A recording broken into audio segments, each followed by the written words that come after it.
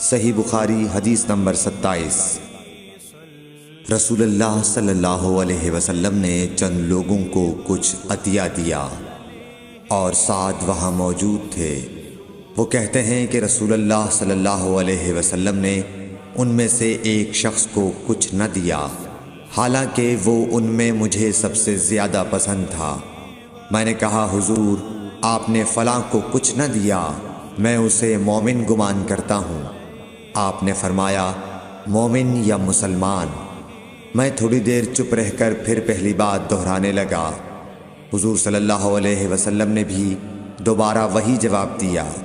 پھر آپ نے فرمایا کہ اے سعد، باوجود یہ کہ ایک شخص مجھے زیادہ عزیز ہے، پھر بھی میں اسے نظر انداز کر کے کسی اور دوسرے کو اس خوف کی وجہ سے یہ مال دیتا ہوں کہ وہ اپنی کمزوری کی وجہ سے اسلام سے پھر جائے اور اللہ اسے آگ میں اوندھا ڈال دے۔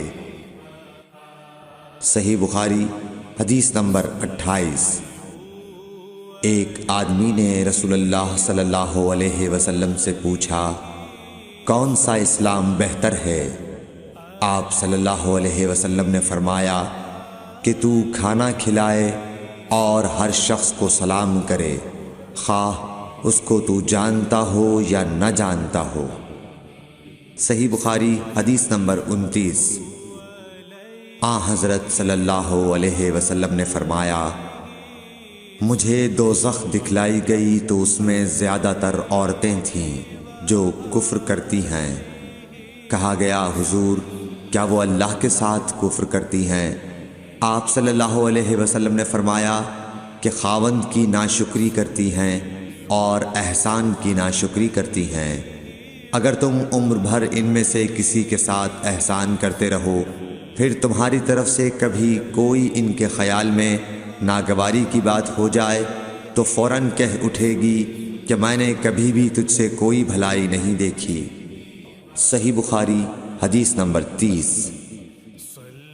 حضرت صلی اللہ علیہ وآلہ وسلم فرماتے تھے، جب دو مسلمان اپنی اپنی تلواریں لے کر بھڑ جائیں تو قاتل اور مقتول دونوں دوزخی ہیں۔ عرض کیا گیا، یا رسول اللہ، قاتل تو خیر ضرور دوزخی ہونا چاہیے، مقتول کیوں؟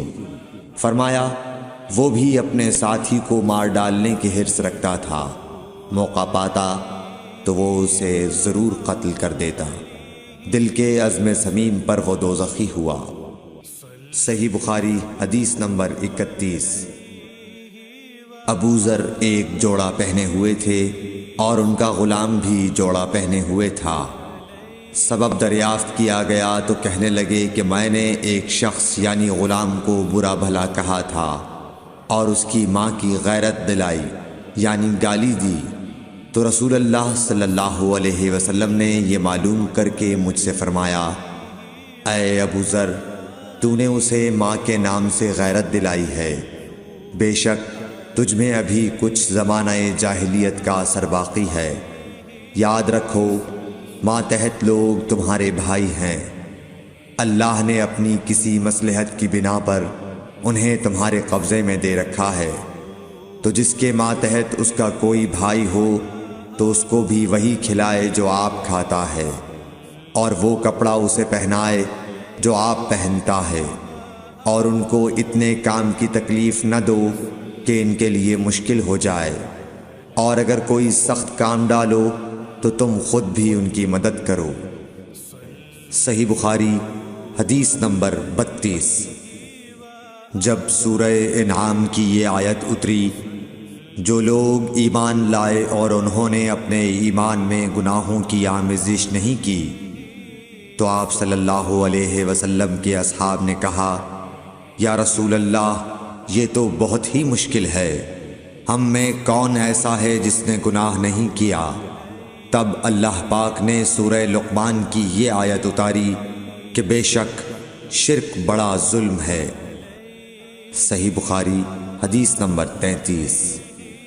رسول اللہ صلی اللہ علیہ وآلہ وسلم نے فرمایا، منافق کی علامتیں 3 ہیں، جب بات کرے جھوٹ بولے، جب وعدہ کرے اس کے خلاف کرے، اور جب اس کو امین بنایا جائے تو خیانت کرے۔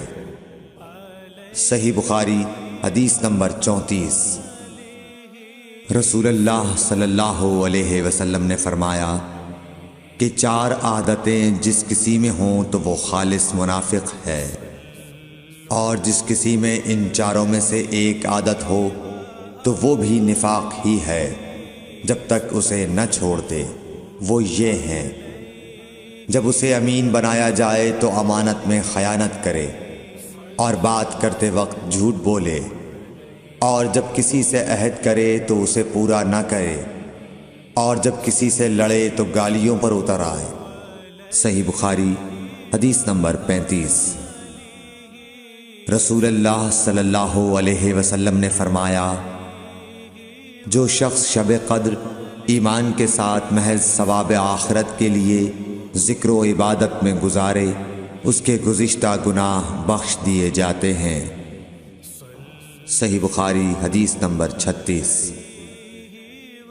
رسول اللہ صلی اللہ علیہ وسلم نے فرمایا، جو شخص اللہ کی راہ میں جہاد کے لیے نکلا، اللہ اس کا ضامن ہو گیا۔